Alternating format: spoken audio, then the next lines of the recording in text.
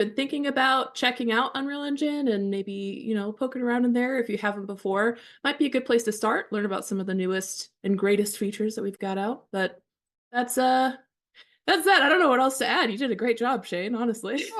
Well, I'm so glad. I'm so glad. And with that, we also have more of our awesome Epic Dev team here. I'm going to throw it to Jorge first. Jorge, tell us a little bit about yourself and what part you took in Lunar Horizons.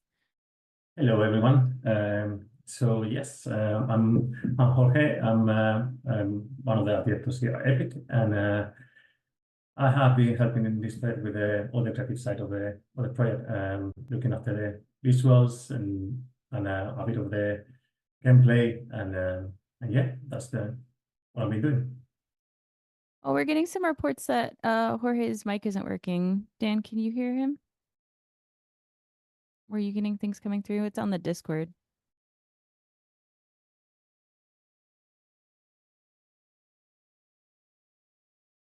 Whoa. And I am hearing myself double as a heads up. Just want to make sure we can hear Jorge in Discord. Can you It was hear me? hard to hear him on YouTube. Okay, cool. Can you all hear him in Discord or was it just quiet? Yeah, I can hear you.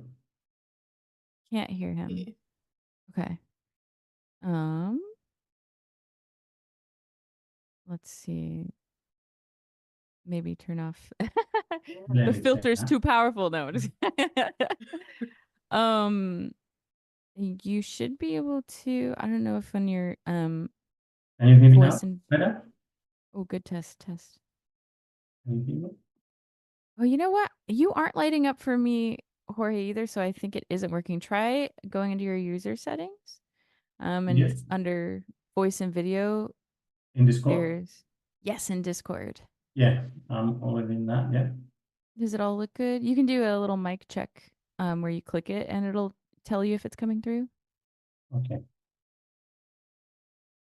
Thanks, Now, Twitch. We let appreciate me check. you chiming in.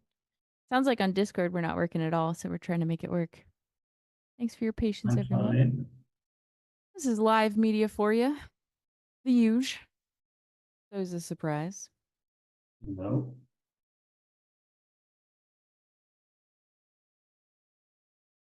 No. Okay. Input volume.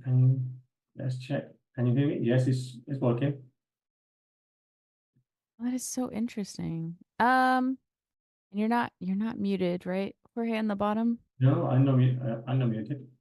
That is so interesting because it's not lighting up for us. Let me check if is they're both using the same microphone, Discord and Zoom, but it's not working. Interesting. Okay. That's weird. It's so funny because we'll have these live streams where we don't have a single problem that happens. For those of you in our audience, we'll have like everything will work swimmingly. And then we have live streams where like the whole time leading up to it, there's things that we have to keep catching and squashing. And this is one of those. So thank you for your patience. Mic input. Yeah. Can you hear me now? I'm trying to different microphones. No, you're doing great. It's so on Discord, if it's picking up your audio, you'd be lighting up with a border around you. It's like if you look at mine, it's lighting up green when I talk, but when you talk, Yeah. it's not lighting. So for some reason, what we could try quick, Jorge, is just a restart on Discord if you want to pop back in, and the link is in our chat. Okay. So, is that okay, Dan? If Yeah, Dan's it's there. fine. See you later. Okay. Thanks, Dan. Thanks, everyone. I'll come in back. Yeah, I'll pop it in chat for you, Jorge. Dun, dun, dun. Yeah, let's oops. Oh, okay. Yeah, we'll go ahead and I'll throw to James. Kick Sure. us off, Can you hear James. Tell me? us a Is my microphone yes, working? you're Oh, you're thank goodness lighting for that. up. Okay, good. Glorious. Hi, my name's James Golding. I'm a technical director at Epic. I've worked on lots of different stuff over the years at Epic. I've worked on Unreal Engine for quite a while. I've worked on some of our games like Gears of War and even some of the Unreal Tournament games back in the day. Yeah, I was very excited to work on this project. It's been, we'll talk more about sort of what it is and how it came about as it comes along. But I was mostly writing code for this along with some other people, and sort of hooking up a lot of the sort of gameplay mechanic stuff. So either using devices or just setting things up in the map for other people. So nothing pretty, but just making things work is was most of what I was doing. But yeah, jack of all trades a little bit. So yeah, it's been really interesting. Learned a lot about UEFN during it as well, and worked with the dev team. So that's all been super interesting. So yeah, very happy to answer any questions about how anything works in the demo. Awesome. Wow, you're OG, James. That's really cool. I don't think I've met anyone that's worked on Unreal Tournament except for Stacy, as far as Oh I'm no, so I aware. didn't work on the first Unreal Tournament, but I worked on Unreal Tournament 2003. That was my first game That's at Epic. well, that's still huge. That's awesome. That's really cool. Welcome, welcome. I did Um, ragdolls for that, and as soon as we added them, everyone just had ooh. to put huge pits which had ragdolls bouncing all the way down. So yeah, that was dubious claim to fame. Very cool. Excuse me. And then I'll throw to Zach, of course. Welcome, Zach. Hey, so hi, I'm Zach. I've been at Epic for, I don't know, since forever. Like, I think I joined here like in 2012, but I've been doing stuff in teaching folks how to use the engine and things since 2003. I think Oh. actually I worked on the training videos that shipped with Unreal Tournament 2003, the DVD edition, back when people actually used to put discs into their computers to play games. It was it was crazy times. It was crazy. Uh, Wild. but I think uh, that's fake. I've worked on a lot of things here. I used to be in developer relations. I've been in a bunch of live streams way back in the day. These days, I'm on the publishing team, so I'm helping us publish games at Epic. And I jumped in here on Lunar Horizons to just do a bunch of random tech art tasks as Jorge and James needed them. So I don't think I did any one thing. It was just like a bunch of random little things that we'll probably talk about throughout the stream. Mhm. Sweet. Awesome. We're so lucky to have you, Zach. Thanks for Zach came in a little bit at the end of everything. So we're really excited that we are able to have even more guests Dramatic for today's entrance. talk. Mhm. Yes. Very cool. Sweet. Okay, with that, we want to dive in because we have so much to cover today. I'm pulling our list up. So to kick it off, I guess yeah, I'll throw to you, James, if you'd like, and we can just kind of talk a little bit about how Lunar Horizons came to be and then go from there. Yeah, absolutely. So, I've been very interested in, UEFN as a developing platform and what it's what it can be used for. I mean, obviously there's a whole bunch of games people are making right now, which is super cool. Every week there's something interesting new to try out. But it's also, I was looking at all the other things that Unreal Engine is used for. It's used for so many different industries, from architecture and simulation and automotive and fashion and all these kinds of things. So it seemed like, we've heard Tim talk about, this metaverse, this future of bringing all these different sorts of content together.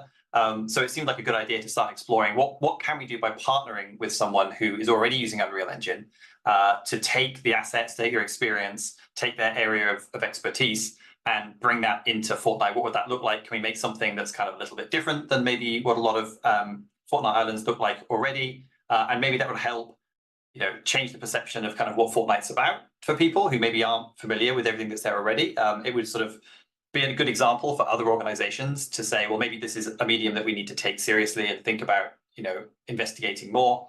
And it helps our tools as well. Like every time we build something that's different, every time anyone builds something different, it pushes the tools in a slightly different way. We always learn from it. We always get good feedback, and it makes things better. So lots of reasons to do it. And obviously this year and last year, there's all kinds of exciting stuff going on around space. There's it feels like every week someone's landing something else on the moon. There's all these different companies looking to launch things. It's a really exciting time for space. So we're very interested in the topic, just as it's a cool thing to learn about. And as I'm sure we'll talk about later on, we learned a lot doing this. So I think it was an opportunity to approach someone we already had a relationship with and say, hey, what would it look like to do something together? Let's start a project. We'll run it. It was an epic project, but we worked closely with a couple of different partners to put it all together and make something which is hopefully fun, but looks and plays a bit different, has a slightly different goal than a lot of other games. So yeah. Cool. Yeah, definitely. How many people in chat have checked out Lunar Horizons so far? Who's with us today? I know I definitely saw it popping off. And jumped in myself. You did cool, Nexus? Not you, Kalik. We'll definitely check it out. Zach. Zach. No way. I love that.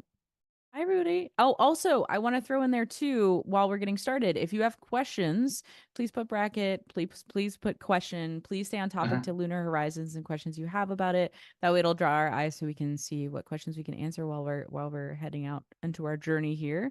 But please keep it on topic. We can't answer questions that are off topic because we want to be respectful of our guest time and we're here to talk about Lunar Horizons. So with that, yeah, James, or I guess, did anyone else have anything they want to add? Zach, Jorge? Jorge, if you're working. Jorge? Can you hear me? No, we can't hear No, you. no.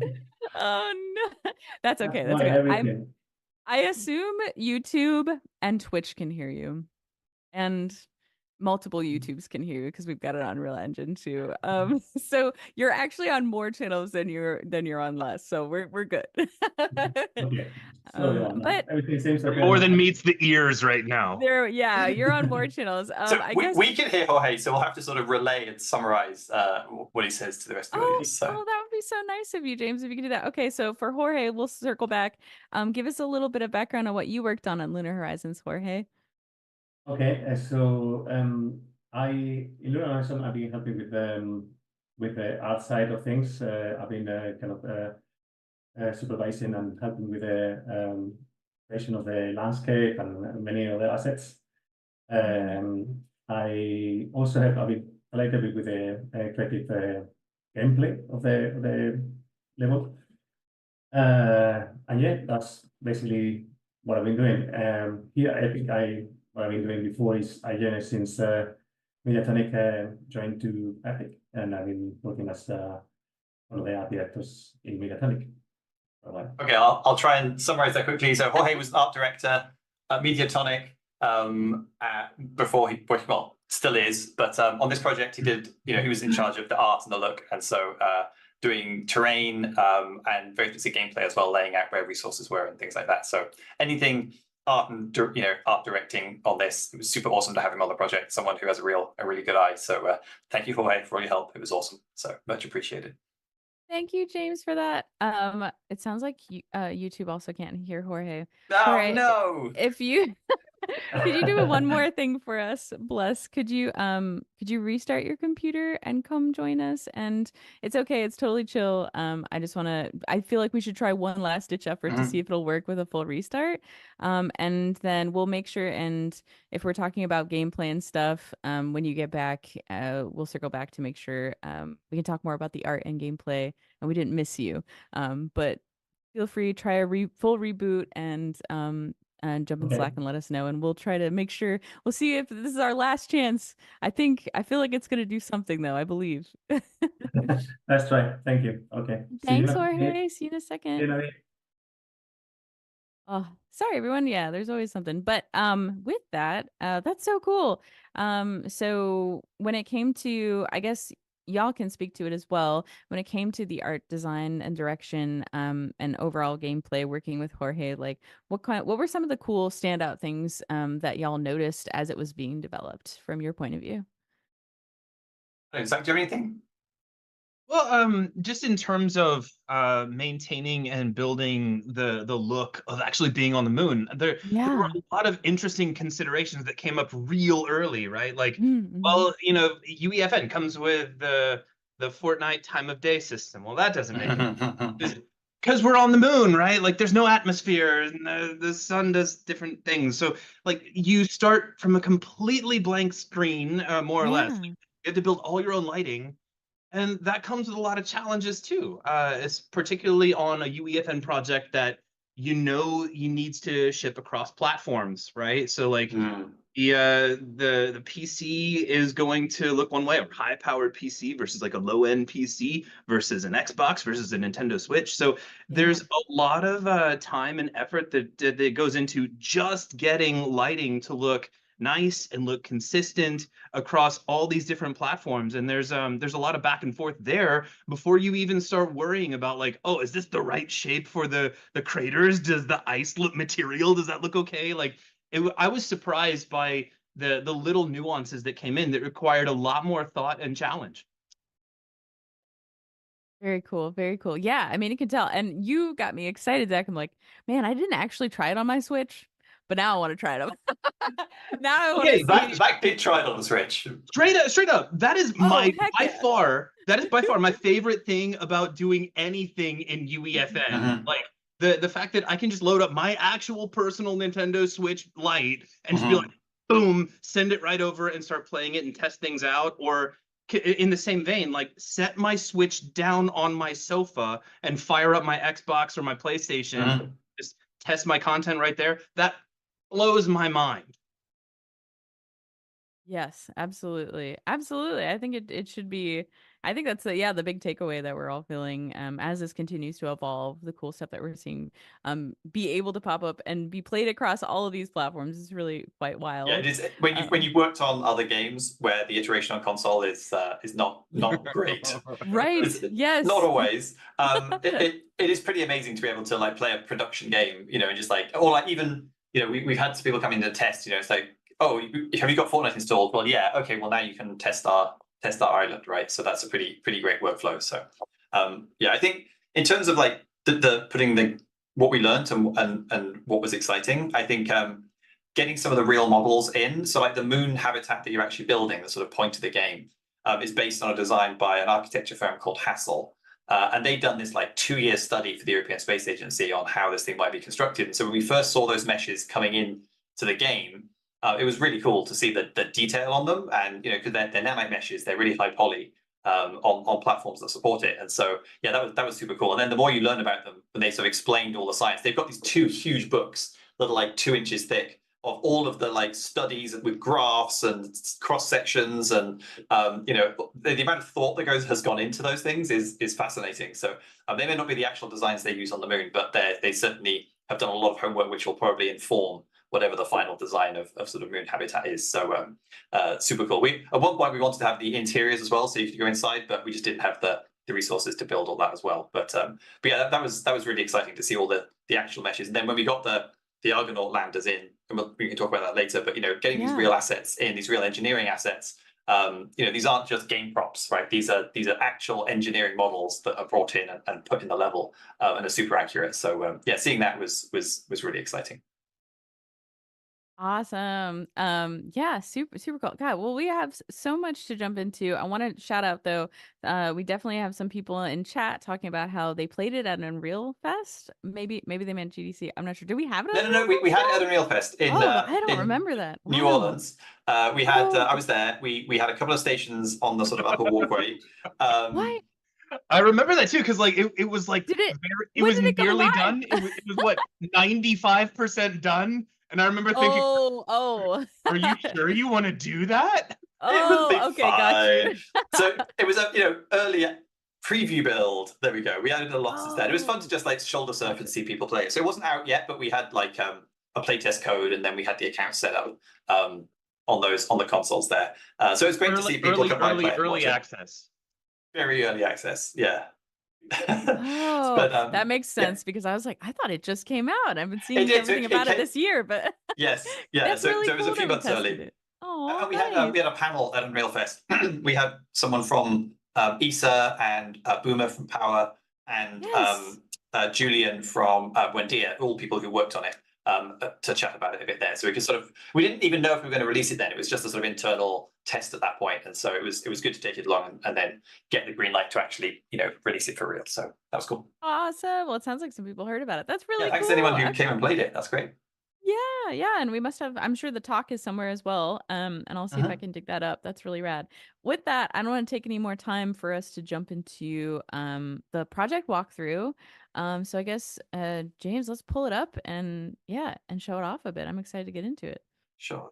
Screen share. Also, if anybody has any questions about and also, I'm sorry, I'm so tired today. I wanted to throw it to you, Tina, as well, while James is getting that ready. Tina, what are some of your thoughts?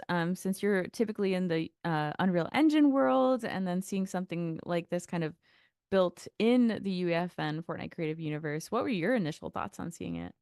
Yeah, well, I was blown away, obviously. I think anybody who sees it wouldn't be. But there's a point that both of you brought up that I think is really something to drive home for some of the devs from the UE side who might be watching as well, is again the point of how easy it is to play test.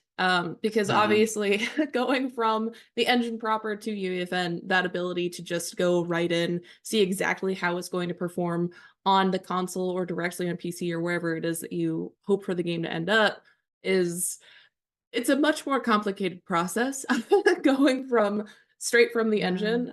So that is something that's still just even hearing about, like what you were saying, Zach, being able to just pull it up right there on your Nintendo Lite and being able to actually play it, see what's working and what isn't, and then iterating on it immediately it's incredibly powerful. And I'm jealous, basically, is the short of it. Tina's geeking out over there. A little bit. A little bit. I love that. Sweet. Okay. All right, so we got So- it pulled up. Yep. So this is our Lunar Horizon map in the editor. So I'm sure most people on the stream are familiar with this. So I can't see any chat or anything anymore. So if there's any questions or anything coming in. So where do you want to start? Where should we? We've got the map up, and then I've also got some. Where is it? No, I guess I don't anymore. Let's open it up. And we've got the verse code as well. We can have a look at it. People are interested in that as well. So no, where do you want to start? We were gonna just I mean I'll let I guess because did we get Jorge back? Oh, Yes. he's coming. His audio works. Jorge, we did it. Hello. Can you hear me now? Yes, we Classic can. turn it on and off again. Oh my. Coming to save the day.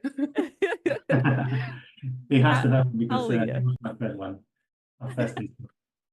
Welcome, Jorge. So we were just talking about kind of how it came to be, and we were talking about, how amazing it was to be able to see this universe created in Fortnite. But wanted to get your initial thoughts on the art direction of this and kind of what was considered and what went into the planning of Lunar Horizons from your point of view. So for the art direction list, we had a lot of visual reference. We had a lot in mind classic films like Apollo 13 and for All Mankind TV series, that kind of things. We use that a lot for Jorge reference. got us all to go watch that, and so it was a Basically pretty that good series. was. So I didn't mind too much, but it was good homework. Yes, Nice. and I think at some point people was hating me because every time I was posting images of the series to compare them. So yeah, I think that those were the main points of reference. But obviously we base a lot of the work in real assets, the real things that NASA or ESA or the space agencies are using in this on the missions to the moon. So yeah, that's the main point of reference for us. That's awesome. I love the research and the team research going on, and then of course, thank you for showing us the detail there, James. That's super cool. Yeah. Yeah. So I can give a quick overview of the layout. So obviously we've got this chunk of terrain here. So this sort of main area that you're actually playing in is terrain, and I'm not an expert on this, so Jorge, do jump in if there's anything that you want, or Zach, if you want to chat through. But my understanding is that we've got an area of terrain, so we could paint it very carefully. We could paint all the layers on it, and maybe we'll chat more about that later on because there's some good stories around around painting all the textures on there. But then that all sits within a larger static mesh kind of ring around here. So you can see there's like a square chunk cut out the middle. That's where the terrain sits, and then we've got this bigger mesh. So the idea is as the camera sweeps in, you get a feel of obviously it's not, the moon is much bigger than this in real life, but it gives an idea if the camera comes in that you've got some sort of horizon. You can't have a game called Lunar Horizon without horizons. So I see what you did there. You see what I did there? I was quite pleased with that. One thing that was actually pretty cool is that this main area of terrain actually comes from, we've got this, there's a spacecraft called the Lunar Reconnaissance Orbiter that orbits the moon, and it has these very detailed scans of the height, and so we could basically, which is available for free, you can just download it off NASA's website, and so we downloaded that, and then that imported that as a height map, and it's scaled down and made higher. Like these craters are much bigger than this in real life. I think this is Shackleton crater, which is like 2 kilometers deep and 10 kilometers across or something, and it's much smaller than that in our demo. But it was a great starting point. And actually, this is the area at the south pole of the moon where they do plan to and it's mentioned in the demo, to plan to land in real life. And so, it was cool to use that sort of terrain as a starting point. That is so cool. I'm seeing some comments in chat too. If you have questions about the development of Lunar Horizons here, how they made this happen, I know this is some really incredible work being done to bring the moon into Fortnite. Let us know, put question in brackets, and yeah, and ask your question about Lunar Horizons, and we'd be happy to answer it. I want to also give a shout out to Unreal Engine on Twitch. Hi y'all, it's good to see you. For y'all who are participating with us today, Lunar Horizons team, this is the first time that the Fortnite Create channel has been streaming to Unreal Engine. So this is really cool to include more of our community here, and we figured that they would think this is pretty awesome. So hi, Unreal Engine.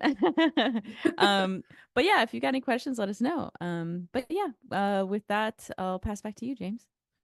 Well, I was going to show you the landscape, but I tried to turn on landscape mode and it's frozen my editor because it's a live stream. And of course, that's going to happen. And if it can go wrong, it's going to go wrong, especially during a live stream. That's right.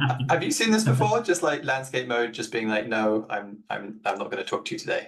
Okay, well, I will maybe stop streaming while I restart the editor. Oh no, wait. Oh, it's thinking. It's gone for a very dramatic. Hey. I feel so much better because I feel like this only ever happens to me when I'm demoing. It is working now. Oh, that was not stressful it's at not all. Just you.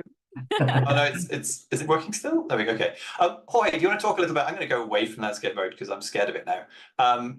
Hoy, do you want to talk a little about the landscape though? Because I know there was kind of a fun process and some interesting stories around like how that was authored and like made to look really nice. So I'll fly around it a bit. Do you mind maybe chatting a little bit about how it was actually done? Yeah, that's fine. So for the landscape, like you said before, James said before, we took a scan of a little area of the moon that it was shared with us, and that area specifically was between two massive craters that is in the south pole of the moon. They call the Shackleton craters, and we use that as a starting point for the mesh of the landscape.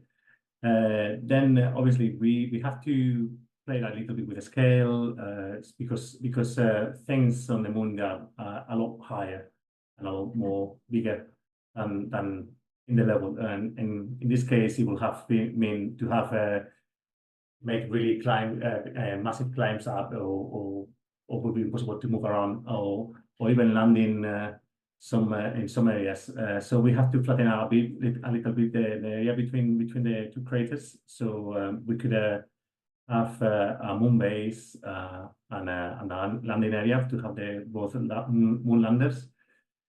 And yeah, for the landscape, we used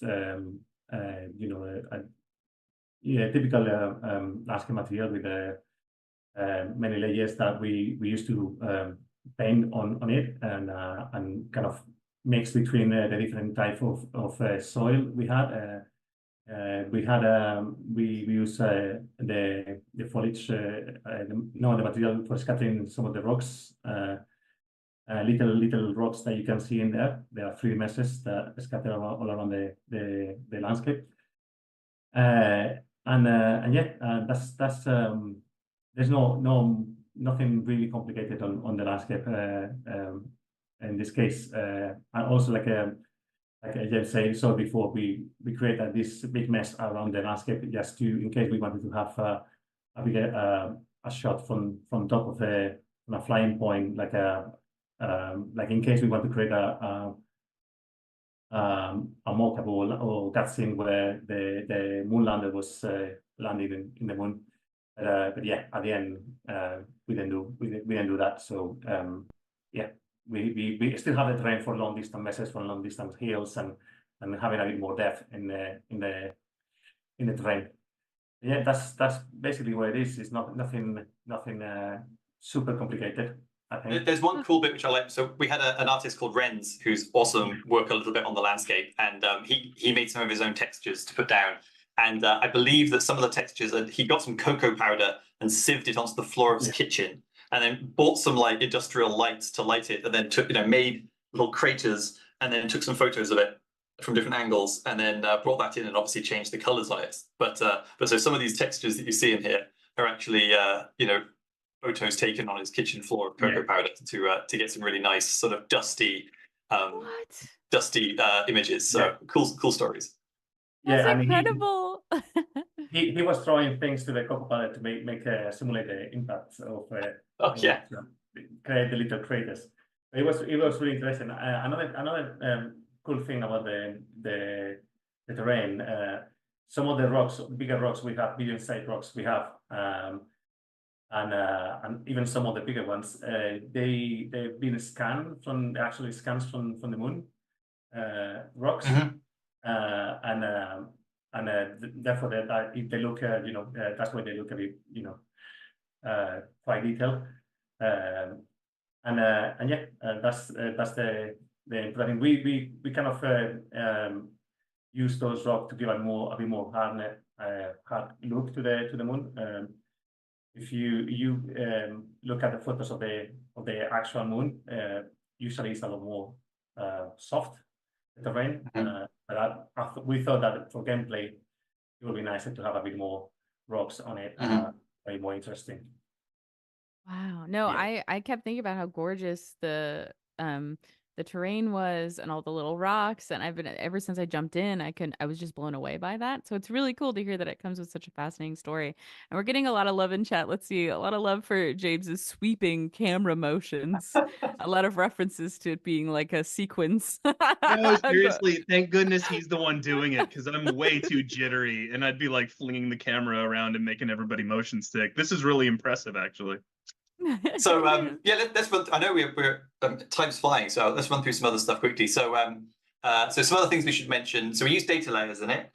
So data layers are a pretty cool feature which you can use for like organizing your map. And so some of this was broken up, and Zach did some of this work for the effects. And I'll definitely let Zach talk about the crazy resin effect, because that was sort of the pièce de resistance of the demos. When you build parts of the habitat, you see these different modules appear as you use resources, and there's this really cool effect that Zach did for that. So we'll get to that in a sec. But the way it's essentially set up is as these set of data layers, these are sort of separate files on disk essentially, and they allow you to group things together and then turn them on and off together.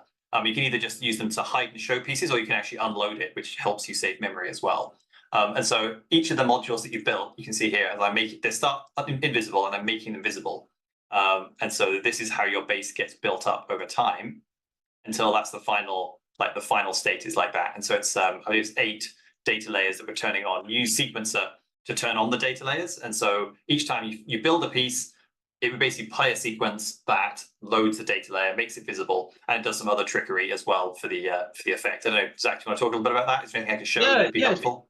Absolutely. So actually using Sequencer to animate data layers is one of the more useful ways to make changes to your game if you need to like bring in content. It's very easy in Sequencer to be like, okay, preload this data layer, get it loaded up in memory, let that happen for a few frames or however long it takes, depending on how much content you're bringing in. And then when you're ready, boom, make it visible and everybody can see it. So the early version of the effect was seriously, you would hit the button to build, I don't know, whatever part of base you needed, and it would just pop into existence. And that was great, at least for testing and getting things off the ground. So then we wanted like a res-in effect. So there's actually a separate data layer that is just the each part of the base, with this funny thank you for showing that, actually. So with this funny grid material that is animated in such a way where we have an emissive wave that runs from the bottom to the top, and as the wave goes up,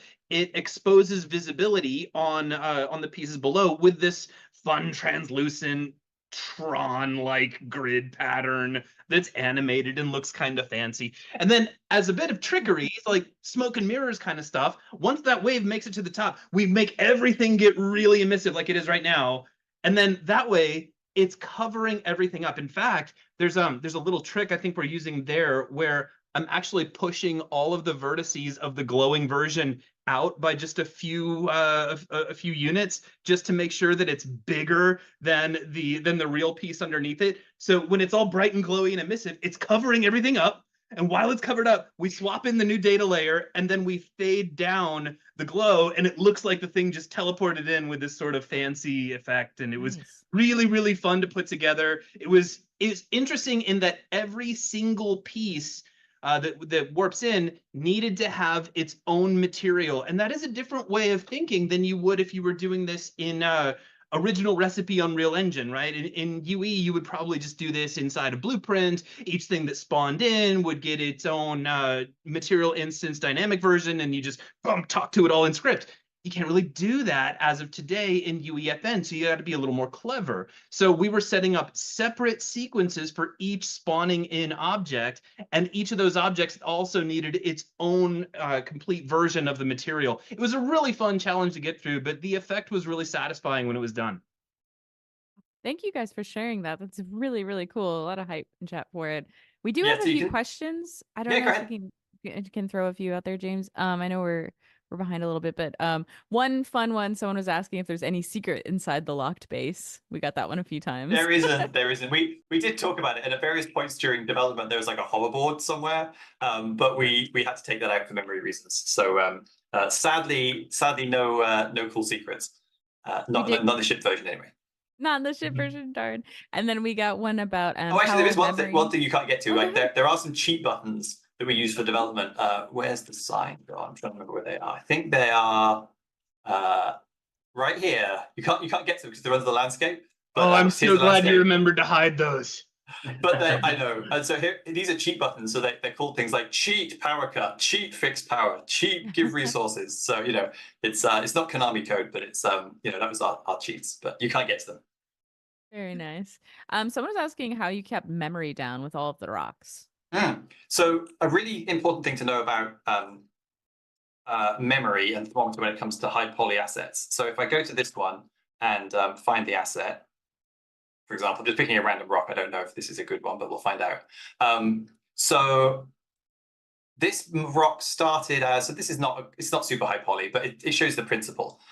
There's a couple of controls you have when you import a mesh, if it's a high poly mesh.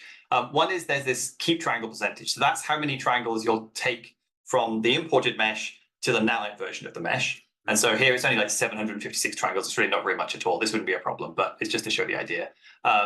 And then there's this, you can also choose a fallback percentage. Now, the important thing about fallback is only the fallback poly count counts towards the thermometer. The nanite triangle count doesn't. It will affect your download size, but it doesn't affect the thermometer because it's streamed like a texture.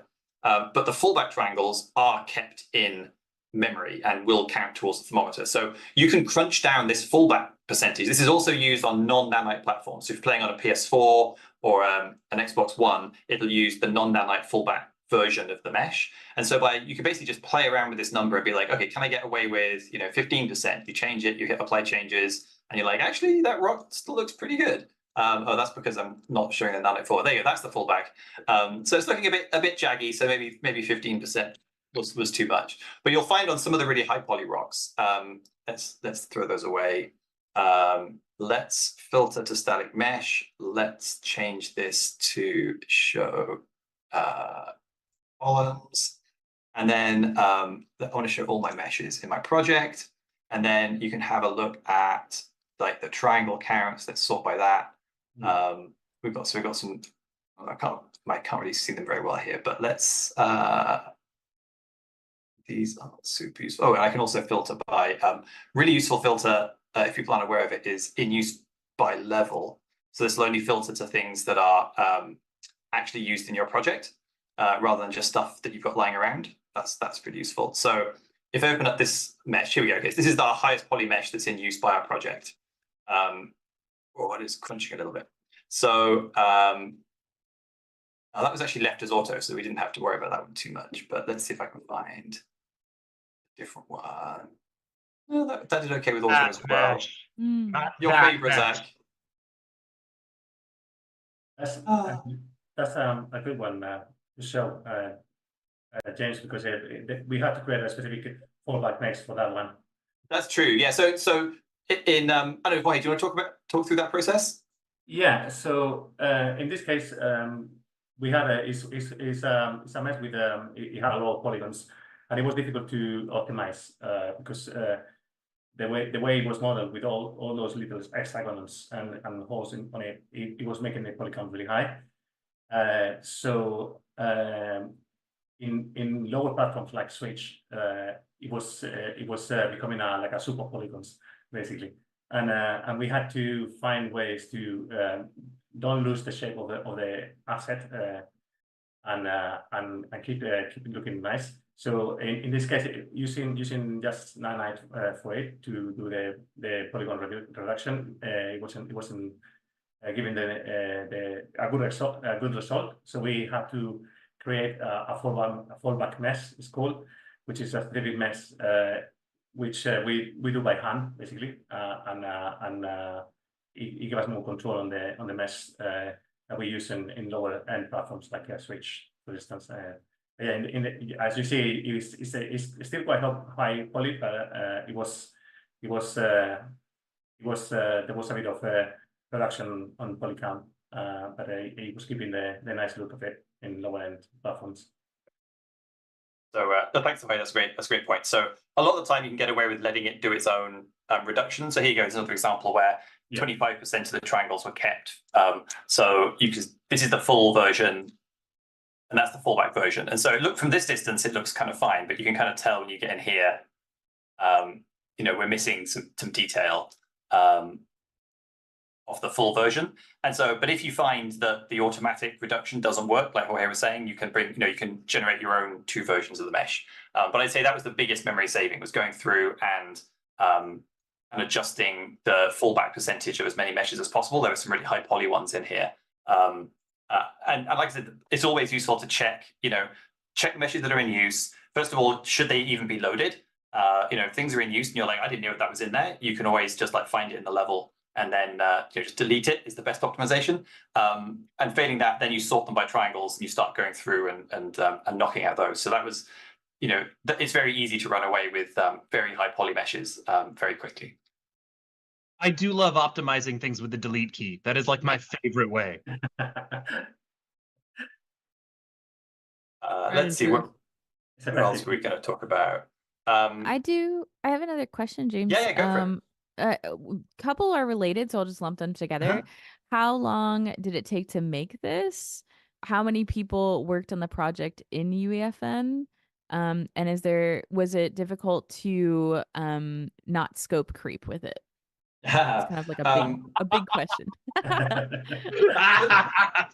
Zach knows that no project I'm on ever has scope creep, so that was what is the scope creep you speak of? I think the Solar Storm thing got added like 2 weeks before we shipped it or something, or before we finished anyway. So that was kind of a last minute addition, but I'm glad we put it in. Okay, how many people worked on it? So there were a number of different people involved. Because this is sort of an exploratory thing, we didn't even know if we were going to ship it for a while, whether it was just going to be kind of an internal test or something that we would actually finish and ship. So there were times when we probably had like 5 or 6 people working on it, and there would be times where there would just be one person, or there was a period where it sort of was put on ice for a little bit as well. So it's between those numbers. It was never like huge teams, but we had this company Buendia, who are awesome. They've worked with NASA and ESA before, and on the training applications, so that they're used to using Unreal Engine and working with space assets. And so they built all the modules for the base and prepared things like the Argonaut asset for us.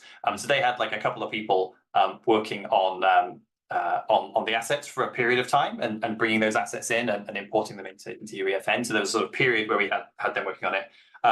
Team Power worked on it as well early on and did some initial sort of concepts of gameplay, and a bunch of their code's still in for things like the sort of Simon Says Power reboot was done by them, and the way that like cinematics are handled and stuff. So we had one developer there working on Verse for a little while.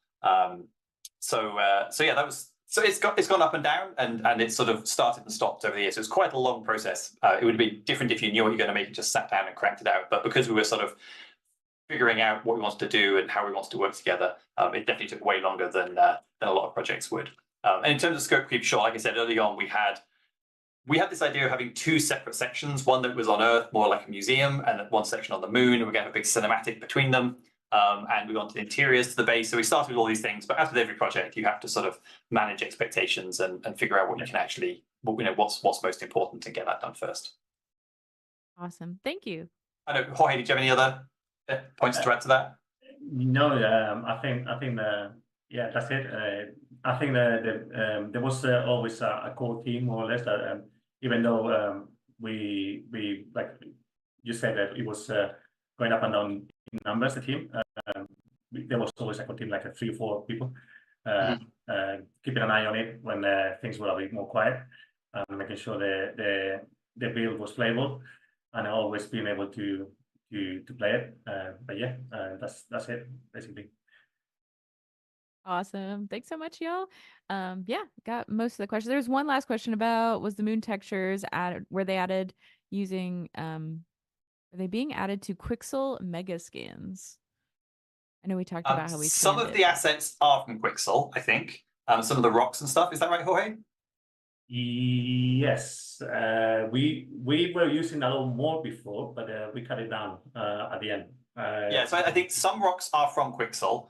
I think we were using some textures from Quixel, but I think that's why I said a lot of those got replaced with custom textures. We should say a lot of the assets that were added for the project. So some rocks were scanned. So some Quixel rocks, some rocks from the actual moon. There's this Astro Materials database online, which actually has real scans of real moon rocks. We use some of those. Wow. And then some rocks were just scanned from like Earth rocks and slightly retextured for the moon. Those ones are available on Fab. So we should definitely mention there's a bunch of the assets from this demo that are available for free on Fab. Definitely go check those out and use them in your project. We definitely wanted to share anything we could. But you can't share textures on Fab at the moment, only meshes. So the landscape textures we couldn't share yet. And so those unfortunately are just with the project. But maybe one day Fab will support textures and we can put those up there. So yeah, a lot of the textures ended up being bespoke. Yeah. Awesome. Thank y'all so much. I want to make sure, did we cover, I know we're kind of running on our, so do we talk about I'll throw a couple of things out quickly. One thing that I think is worth mentioning, so in terms of setup, every good game has a, so I'll actually zoom out before I do that. So this is game mode. This is the, actual editing mode. And so you can see we've got things like these mutator volumes around the outside that prevent the player from going too far. The actual resource points we created as little blueprints. They're these little cones. And so we could edit those by just, these are first devices we could move around. And so when we want to tune where players were finding resources, we can just like move these around on the surface. We made those just by adding a decal component to the prop. And so that way, there you go, decal component, which gives it that green ring. And so that way we can easily see, this is the range of where the resources are. And so it's much easier when you're editing gameplay to have visuals to go with rather than, just trying to type in numbers on things. So that's super helpful. And what was the other thing I was going to say? Oh yeah, so underground, of course, every map has, the hidden layer. So this is where all the gubbins is for doing stuff. And so this is where all the scanner poles are. So the scanner poles are slightly complicated because you've got a skeletal mesh, which is animated, and that's animated with sequencer. You've got a button, you've got some item spawners. You can actually see here. So for each scanner, there's a core blueprint there. And then it has item spawners, it has some sound effect players, it has some dust, it has a button to be picked up, and it has a beacon to give it an indicator, and it has a billboard to tell you how many resources are left. And so those all sort of tie together into one piece that's managed all by verse. And so we place them underground, and then the gameplay code basically teleports them into place.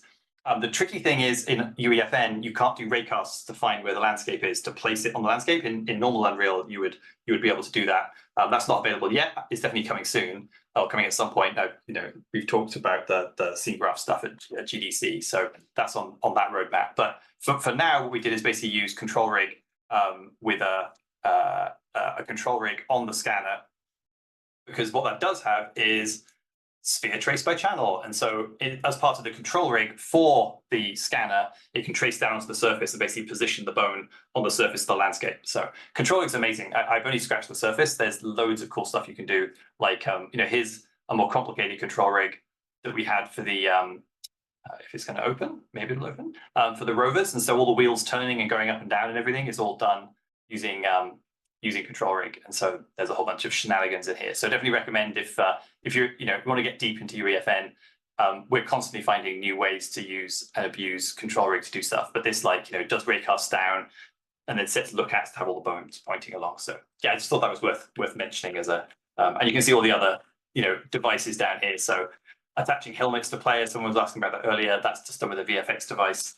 And there's some dust on the player's feet as well that gets turned on and off as they run around. And that's done the same way, VFX device. And lots and lots of sequencers, because it's UEFN. Sequencers are your hammer.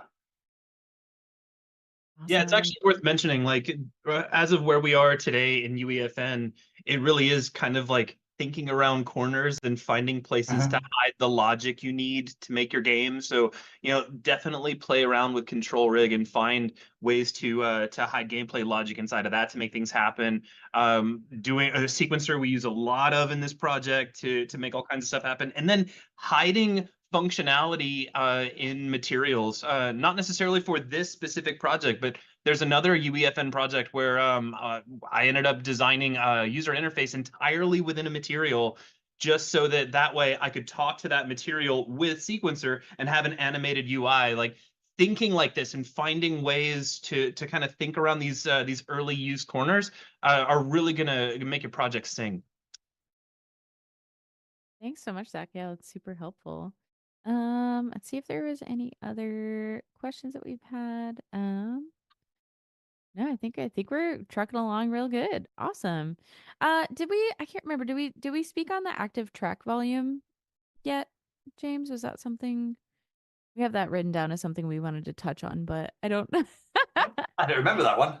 Oh, I'm sorry. I have an exact document that looks exactly the same next to it. That's what happened. We talked about sequencer, the memory, the landscape, and then data layers. We mentioned those earlier on about how to structure stuff. So that was pretty cool. And yes, we've got, as you know, a bunch of, like I said, sequencer is useful for all kinds of stuff. We started to play around with some things like fixed. Is it fixed point? I was getting about it. So yeah, fixed point camera. So like when you use the info points to like look at, you use this info point to learn about different, these orange flashy things. These are just an aggro effect with a button hidden inside them. And when you use them, it will tell you about something, but we could actually attach a fixed point device onto the rovers. So while you're learning about it, it puts some text on the left side of the screen, and while the camera follows the rover around. So it's kind of a nice little sort of effect, both for this rover and the other rover. There's another camera over there that's attached to that one.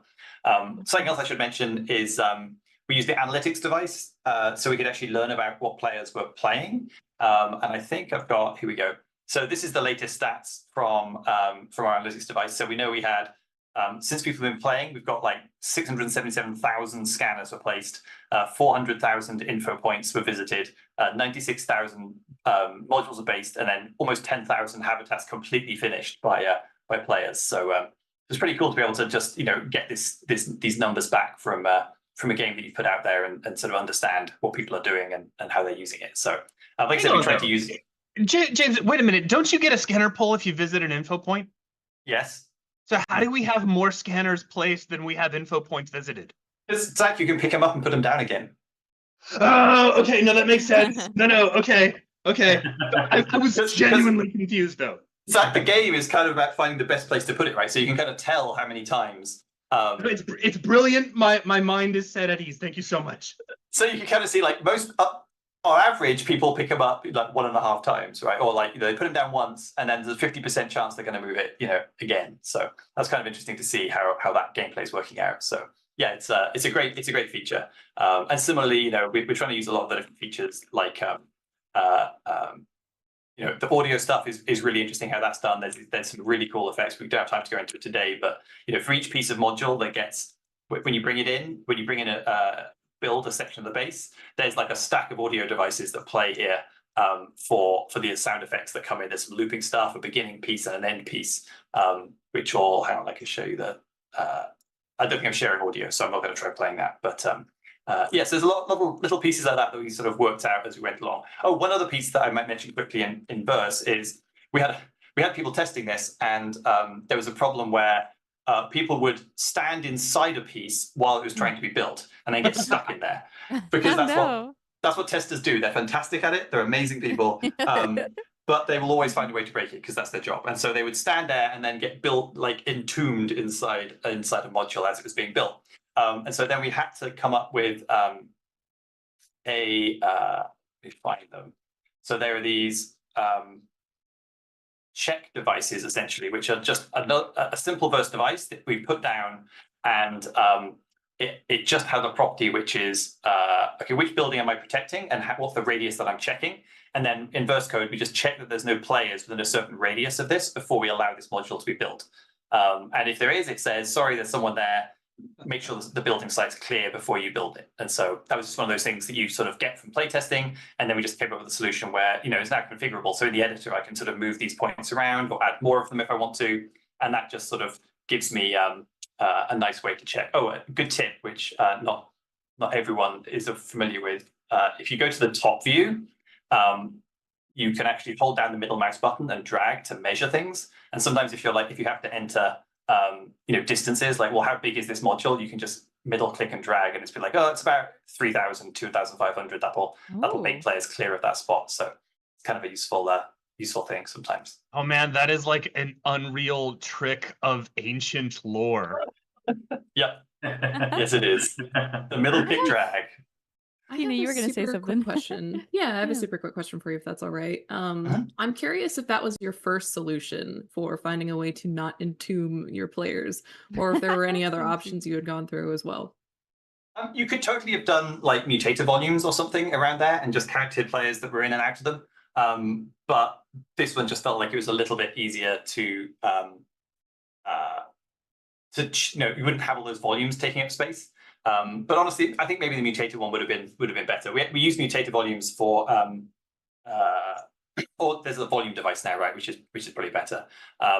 This uses something similar. Where is it? So this is the volume that's used for whether you're safe. What's this one? Is it I think it's mutator. When the solar storm comes, you've got to be in shelter, and so these green donuts here are basically covering that. So I think it's, as always, there's lots of ways to do the same thing. Yeah, I actually love the solution that you ended up coming up with, because it feels more like the player has to be kind of mindful about what they're doing instead of just teleport you out of the dangerous area real quick. Oh yeah, we could have done that too, but yeah. I love that. Zach or Jorge, anything else you'd like to point out before we wrap up? Maybe we can talk about on the light, because in this way it was quite interesting. That I read a comment before mentioned on the light setting. The light was quite low. That's because on that part of the moon in real life, the sun is really low, and therefore it creates pretty long shadows. And in theory, that part of the moon is really dark. And I think that was one of the challenges on the project. Try to get the light settings correct, so we don't end up with a really dark gameplay area when the player is running around the shade areas. You don't lose your character, you don't lose the player inside those places because it becomes suddenly too dark. I think Zach had to fight a lot with the light settings, and he loved that time. That was an interesting challenge.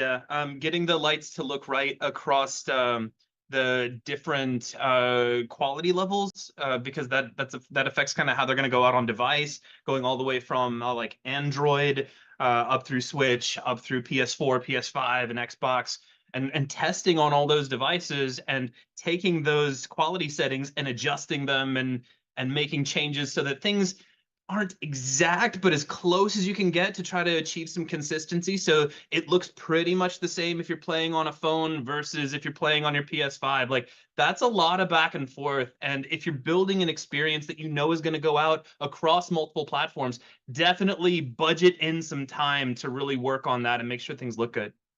And use the preview platform. That's pretty helpful without having to actually run it on devices. It's not 100%, but it's a really good starting point for like this is a known bug that this has a weird name, but this is the like performance mode on PC, and then you can also see how it's going to look on mobile or on like Shader Model 5 will show you like non-nanite stuff. So it's all a useful way to start checking things, but actually checking on device is the best way.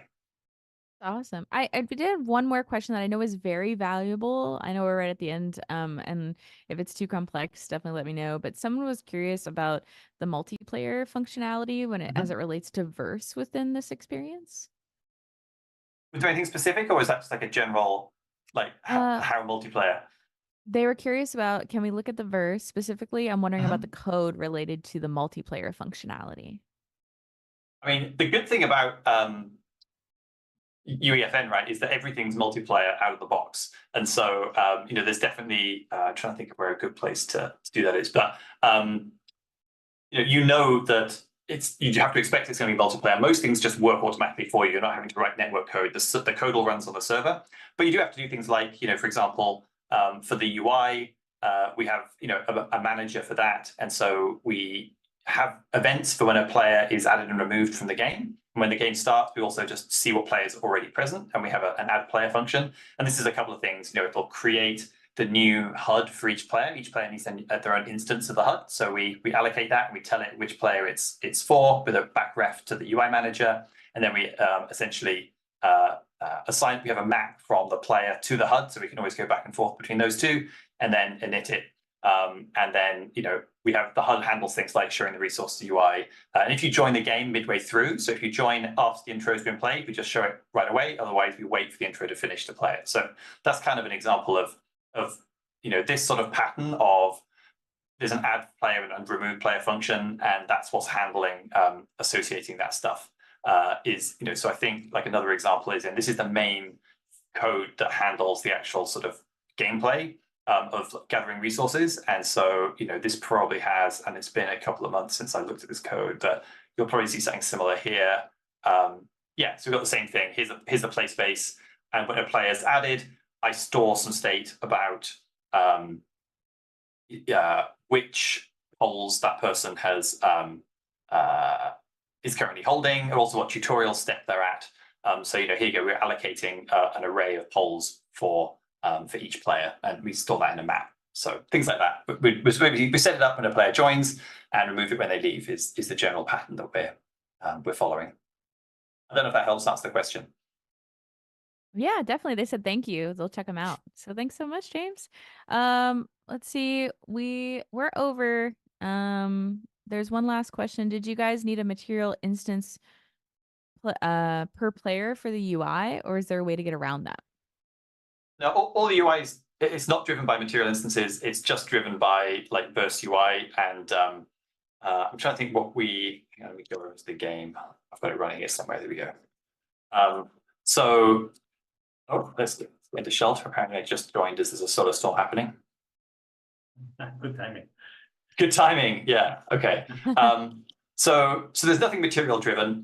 It's simply some widgets on the right, where we're just setting the text on them essentially, and then making bits visible or not. So you saw just now there was like a red box that says the solar storm was coming. So that's just a widget that we can make visible and invisible. So you have to have a unique instance of the HUD class for each player, but then you're just using some verse code to set text values and to make things visible and invisible. So no material driven. You could do like Zach was saying, there's other things we played around with where you do have unique material instances for each player. But there's I know that stuff's being worked on with the HUD to be more flexible. So I think over the coming releases we'll see more and more capabilities for whether it's setting up things in UMG or whether it's setting up driving material parameters from Verse. I know there's all things that are being worked on and being put on the roadmap. So that'll be exciting. Awesome. Well, thank you so much, y'all. I know we're a bit over. I want to thank all our guests for being here and for working with us through the tech issues we had this time. I mean, this is quite the accomplishment. We streamed to 4 different platforms.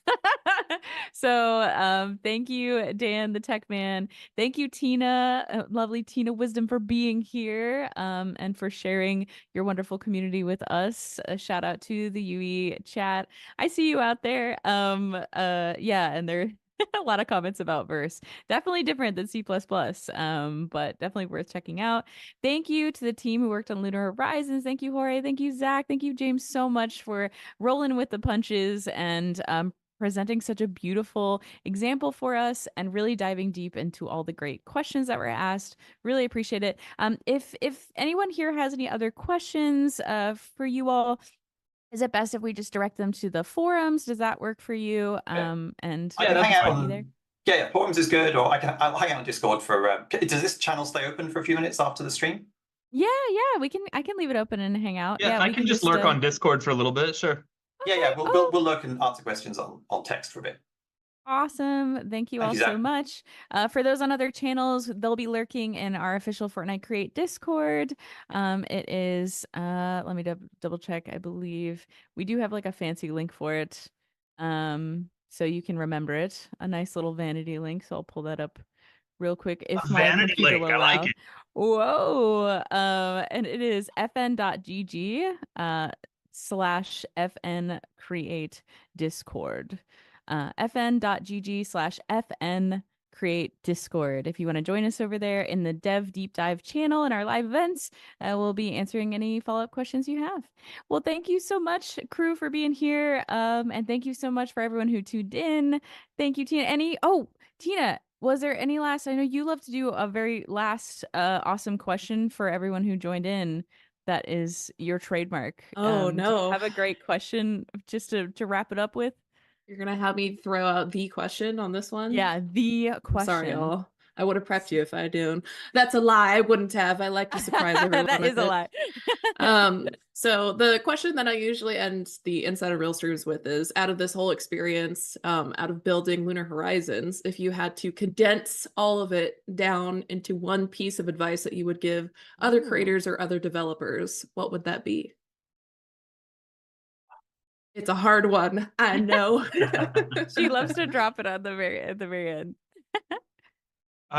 Get to know the ways to think creatively around your problem. Right? Like, take the time to experiment, take the time to make crazy things happen between a material and sequencer or spawning in data layers. Like, play with these things so that when a unique problem comes your way, you're not immediately like, this is especially true if you're an Unreal Engine developer, right? Because like, you look at a problem and you're like, oh, I can crack together like a blueprint thing real fast and knock that out. And that's not a thing in UEFN. So by familiarizing yourself with these fun tricks, like use control rig so that you can do sphere traces and then do something fun with that data. Like, knowing those things and having those in your toolbox means that when challenges come up, you can be like, okay, well, I can't just write a quick blueprint script, but I can build a material that is being addressed by way of a material parameter collection, and I can animate that in sequencer, which I can, and you can start thinking of fun ways to solve these issues. So take the time to practice, take the time to get used to thinking that way,